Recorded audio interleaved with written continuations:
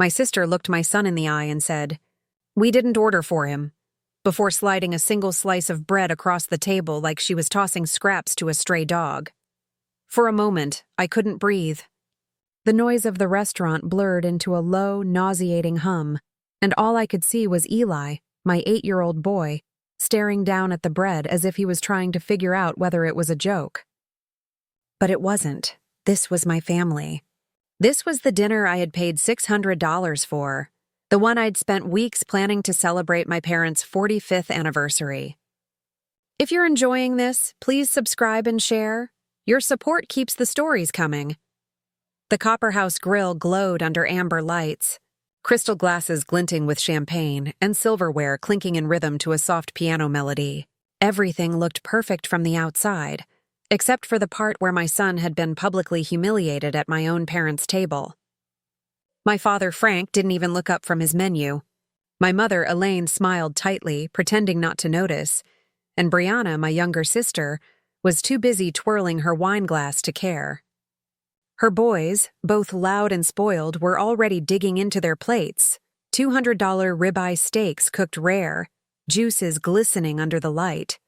I could feel the eyes of nearby diners turning toward us, watching, waiting for my reaction. But I stayed still.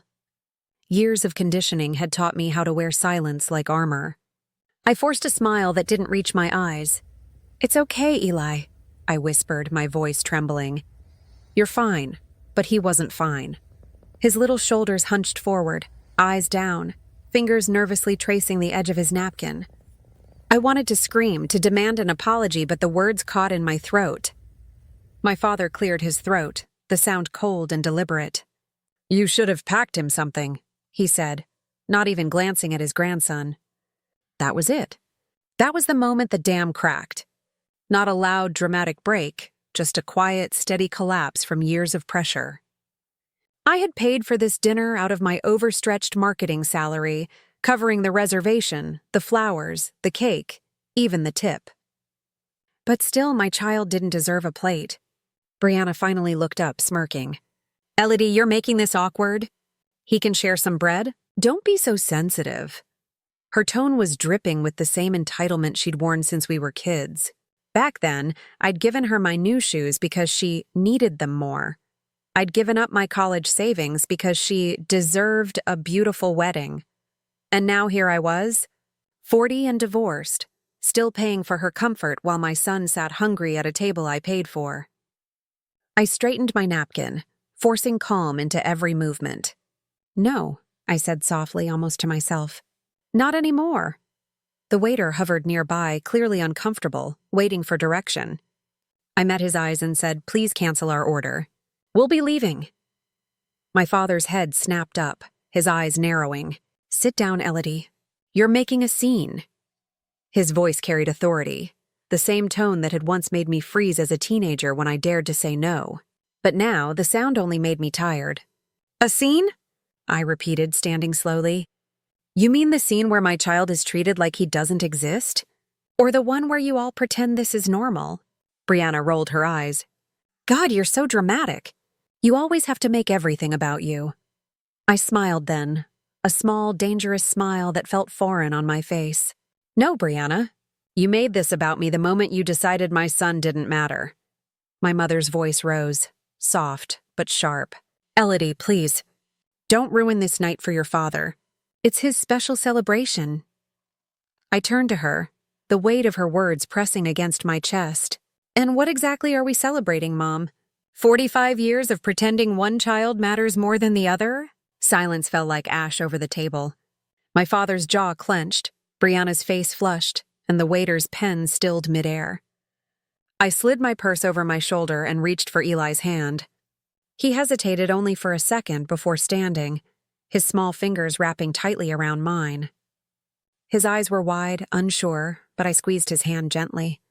"It's okay," I whispered. "We're leaving." My father stood abruptly, his chair scraping against the polished floor. "You'll regret this." His words echoed through the restaurant, but I kept walking. The pianist faltered mid-song, the melody collapsing as we passed. I could feel everyone's eyes following us, whispers rising behind me like smoke. I didn't look back. Outside, the air was cool, and the silence felt like freedom. Eli tugged at my hand, his voice small. "Are you mad, Mom?" I looked down at him, at the reflection of streetlights in his dark eyes. "Not at you," I said softly.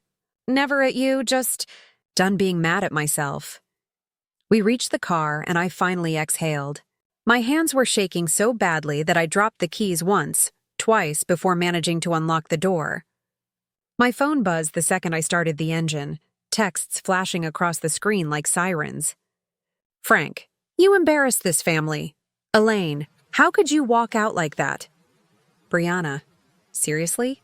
It was just dinner." I didn't reply. Instead, I drove home in silence, one hand on the wheel, one resting over Eli's small fingers.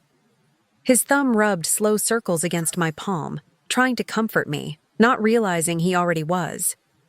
When we got home, I tucked him into bed, kissed his forehead, and promised him quietly, "This won't happen again." I meant it. But when I walked into the kitchen and turned on the light, the truth hit me harder than any of their words ever could. My bank statements were still spread across the counter from earlier in the week, pages of deposits and transfers, a paper trail of my exhaustion. $900 to Brianna every month for the past 8 months. Car repairs, she'd said the first time. Medical bills, the second. The boys' school uniforms, the third. Each lie neatly filed away in my own handwriting. I traced my finger along the numbers until my hand started to tremble. How long had I been financing her lifestyle while barely scraping by myself? How many times had I told Eli no? No to the school trip, no to the new sneakers because I was too busy saying yes to her. I sank into a chair, the weight of realization pressing down until I could hardly breathe. I had spent my entire adult life trying to buy love from people who were never selling it. My phone buzzed again. I turned it face down. Outside, the world was silent except for the wind brushing against the windows. Inside, I felt everything: rage, shame, relief, all tangled into something raw and unrecognizable. Somewhere upstairs, Eli stirred in his sleep, mumbling softly, and I made a promise right then that I would never let him feel small in his own family again. The next morning, when I opened my eyes, sunlight poured through the curtains like something new. My phone blinked with more missed calls, but I ignored them. I brewed a cup of coffee, black and bitter, and stared out the kitchen window. For the first time in years, I didn't feel the need to explain myself. I didn't owe anyone an apology. I owed my son a better life. My pulse steadied as I scrolled through my call list and found a name I hadn't dialed in years: Aunt Carla. The one person who had seen through the family's act, who'd whispered once at a reunion, "You don't have to keep setting yourself on fire to keep them warm." I pressed call. The phone rang twice before her voice, warm and steady, filled the line. "Elodie, is everything all right?" My throat tightened. "No," I said honestly, my voice cracking. "But I think it's about to be." And in that moment, I didn't know whether I was starting a war or saving my soul. But I knew one thing for sure. I wasn't backing down this time. The knock came 3 days later, sharp, entitled, and impossible to ignore. I didn't have to check the peephole to know it was them. My father's rhythm was unmistakable, 3 firm hits like a gavel declaring judgment. My pulse quickened as I wiped my hands on a dish towel, glancing toward the clock. 9:07 a.m. Eli was already at school, thank God. Whatever this was, I didn't want him hearing it. I opened the door slowly, bracing myself. There they were, Frank, arms crossed and jaw tight, Elaine clutching her handbag like a weapon, and Brianna, her posture perfect in a cream blazer, hair styled to perfection, pretending not to smirk. My living room seemed to shrink with their presence. "We need to talk," my father said, pushing past me without waiting for permission. It wasn't a request. It never was. I stood aside, letting them in, my heartbeat hammering behind my ribs. The scent of Elaine's perfume filled the air, expensive and suffocating. "What's this about?" I asked, my voice calm even though my stomach twisted. Brianna tossed her hair and let out a dramatic sigh. "You embarrassed us, Elodie. At the Copper House. People are still talking about it. I blinked. People? Our friends, Elaine snapped, sitting down like she owned the place. Your father's golf partners. The Thompsons. The Petersons. Do you realize how this makes us look? Walking out in the middle of dinner like that, over a misunderstanding? My laugh came out sharp, humorless. A misunderstanding? You refused to let my son eat. You humiliated him. Frank's voice boomed across the room. Don't twist this. You made a scene. We were celebrating our anniversary, not raising your child. There it was again. That sneer, that effortless cruelty disguised as discipline. He reached into his jacket pocket and pulled out a folded paper, slamming it onto my coffee table. You owe us, he said. For the reservation, the embarrassment, and the disruption you caused. $1,200 should cover it. I stared at the paper. It wasn't a joke. An actual invoice, typed and itemized like this, was a business transaction instead of a family betrayal. You're serious, I said quietly. Elaine leaned forward, eyes cold despite her sweet tone. You always claim to be the responsible one. So be responsible and pay what you owe. It's the least you can do after what you pulled. I took a slow breath, my palms starting to sweat. After what I pulled? My voice rose slightly, my composure slipping. I paid for that dinner, Mom. Every cent. You sat there and watched your grandson be treated like a burden, and you said nothing. Brianna rolled her eyes. Here we go again. You always play the victim. I turned to her, my anger simmering now, a steady flame instead of an explosion. Victim? You've been leeching off me for years. The car payment, the rent, the emergency loans. Did you think I wouldn't notice the pattern? Her smirk faltered. You offered. Because you lied, I shot back. You said it was temporary. You said you'd pay me back. Frank slammed his hand on the table. Enough. You will not talk to your sister like that. The old instinct to shrink back tugged at me, the same reflex that used to silence me as a child. But I stayed still. My hands no longer trembled. I turned without another word, walking toward the kitchen. Where are you going?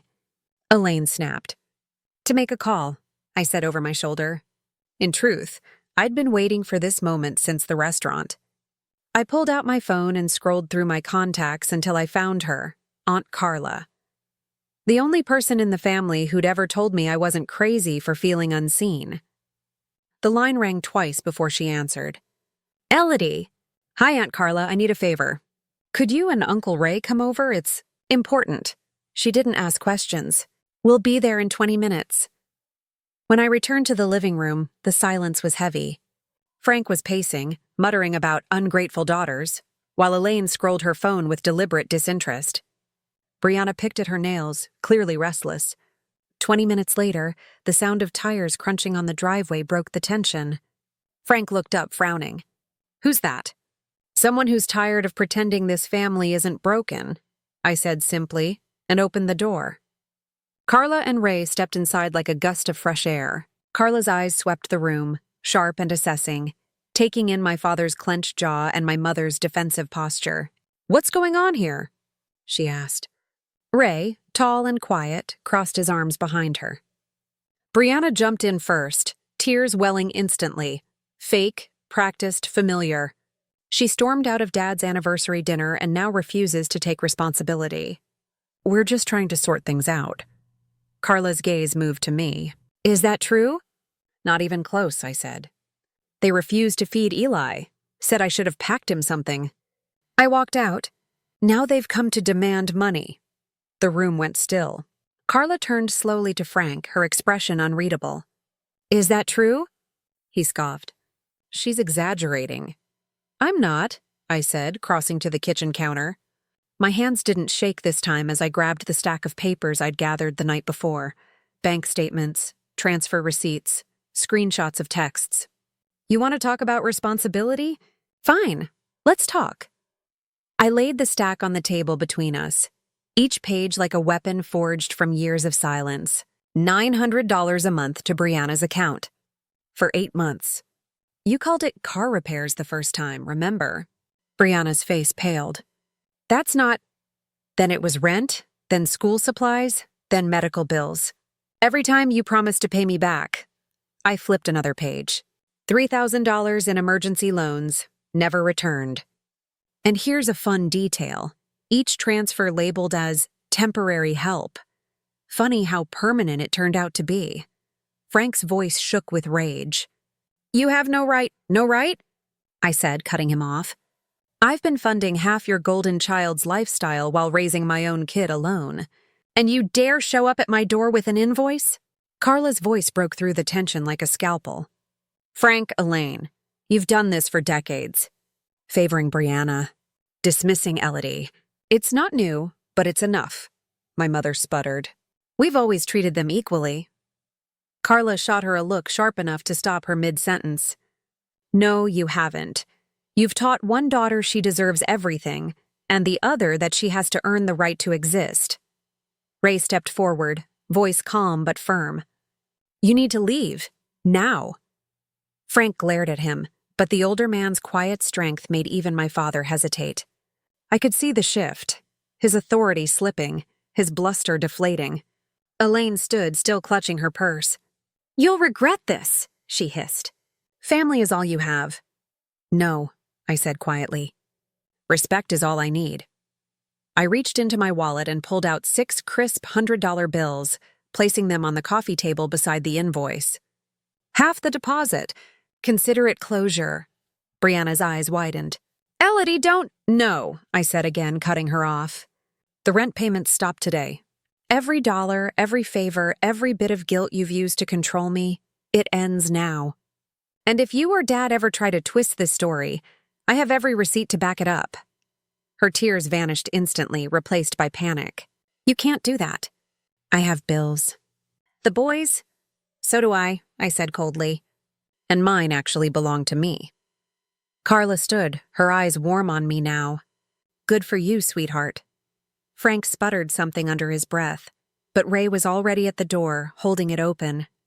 You heard her, he said. Time to go. One by one, they filed out. Frank first, red-faced and silent. Elaine next, muttering about ungrateful daughters. Brianna lingered in the doorway, her mask cracking just enough for me to see the fear underneath. You'll regret this, she whispered. I smiled faintly. I already regret every year I didn't do it sooner. When the door clicked shut, the house fell quiet. Carla turned to me, her expression softening. You did the right thing, Ray nodded. About time someone stood up to him. I nodded, but I couldn't speak. My throat was too tight, my hands trembling now that the adrenaline was fading. Thank you, I whispered. Carla pulled me into a hug. You're not alone anymore, she said, and for the first time in years I believed it. After they left, I sank to the floor, my back against the door. The silence wasn't empty this time, it was cleansing. My tears came then, quiet and steady, but they didn't feel weak. They felt like release. Upstairs, Eli's room door was slightly open. His drawings lined the wall, bright suns, stick figures, our tiny family of 2. I looked at them and smiled through the tears. For the first time, I wasn't scared of what came next. For the first time, I felt powerful. But as my phone buzzed on the counter and I saw Brianna's name flash across the screen again, I had no idea the war was only beginning. I didn't answer Brianna's call that night, or the next morning, or the one after that. But when the 4th call came, then the 5th, the 6th, I finally picked up, if only to end the noise. Her voice cracked through the line before I could speak. Elodie, please. I need help. My body tensed automatically, that old reflex of compassion fighting with every boundary I'd just built. What kind of help? I asked flatly. There was a pause, then a shaky inhale. Rent, the boys. I'm behind on everything. You don't understand. It's bad this time. I closed my eyes, exhaling through my nose. The same tone she'd used for years. Soft, helpless, manipulative. But something was different now. I could hear the edge of panic beneath the performance. You told me I'd regret walking away, I said quietly. Are you regretting how you treated me? Another pause. Then a whisper. I'm sorry, okay? I didn't mean it. I was just angry. Mom and Dad have been on my case nonstop since that day. They're saying I ruined the family. You didn't ruin it, I said. You just exposed what was already broken. She sniffled. Please, Elle. I just need something to get through the month. My voice was calm, steady. Brianna, I can't keep rescuing you. You'll never learn to stand if I keep being your crutch. The line went dead silent. For a moment, I thought she'd hung up. Then she whispered, low and trembling, You're heartless. No, I said, a strange calm washing over me. I'm finally free. I hung up before she could respond. That night, I poured myself a glass of wine and stared out at the quiet street from my kitchen window. It was almost peaceful until I saw the headlights stop outside my house. A sleek black SUV. My stomach dropped. Two men stepped out, both in plain suits, both walking with the same stiff, bureaucratic purpose. The knock that followed wasn't angry like my father's, but professional, deliberate. I opened the door slowly, confusion twisting in my chest. Ms. Warren? One of them asked, flipping open a badge. We're from Child Protective Services. We received a report regarding possible neglect of your son. For a moment, I couldn't breathe. What? Just a standard visit, the man said, his tone rehearsed. If you have a moment, we'd like to ask a few questions. My mind went white. CPS, neglect, Eli. Of course, I said, my voice hollow. I stepped aside mechanically as they entered. The next 20 minutes were a blur of questions and clipped answers. Did I work full-time? Did Eli attend school regularly? Was there food in the house? Were there any concerns about his well-being? I answered everything, my voice steady even as my heart raced. When they asked to look around, I led them upstairs, opening doors, pointing to clean sheets, neatly stacked school books, the art projects taped to his wall. They took notes, nodded, exchanged glances. Finally, they thanked me for my time and left, leaving only the echo of their professionalism behind. The moment the door clicked shut, my knees gave out. I sank onto the floor, shaking. There was only one person cruel enough to do this. Brianna. It wasn't a guess. It was certainty. She'd weaponized the one thing she knew mattered most to me. I called Aunt Carla immediately, voice trembling as I explained everything. She reported you? Carla's voice burned with disbelief. You have proof? I don't need proof. It's her. Elodie, listen to me, Carla said firmly. Document everything. Every visit, every call, every text, and call your lawyer first thing in the morning. I'll have Ray come by tonight. I did exactly that. I dug out my laptop, printing months of payment receipts, school attendance records, and medical checkups. I built a file thicker than a textbook, proof that Eli's life was stable, loved, and safe.